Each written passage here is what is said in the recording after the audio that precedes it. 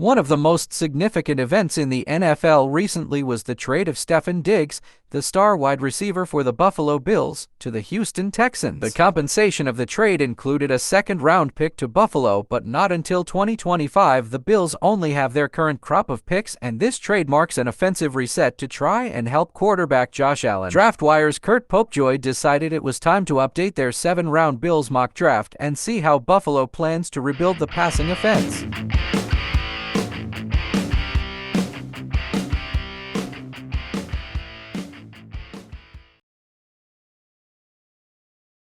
The Cincinnati Bengals are preparing for the NFL Draft with the number 18 overall pick. They need to address issues on both their offensive and defensive lines, as well as decide the future of star receiver T. Higgins.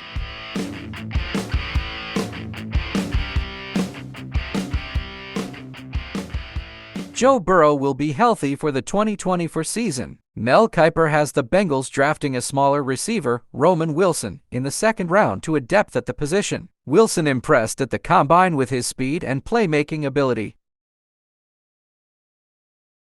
For a Division I football player, that number might be typical. For an edge rusher who stands at 6'2" and was a freshman All-American a year before winning the 2018 national championship with the Clemson Tigers, it was a problem. The isolation everyone experienced during the coronavirus pandemic compelled Thomas to isolate himself further. Thomas was 50 pounds overweight. That fueled disappointment that descended into depression. The number 3 recruit in the class of 2018, 2 spots ahead of the Dallas Cowboys' Micah Parsons and behind only decorated quarterbacks Trevor Lawrence and Justin Fields, wanted to quit football. In the low moments, he asked himself what happened to the plan of obtaining his degree in 3 years so he could enter the NFL Draft once he was eligible. They took different paths, but Thomas will finally join Parsons, whom Thomas called one of his best friends, in the NFL ranks later this month. He is realistic enough to know he won't be a first-round selection, yet confident enough to compare his game to that of Parsons.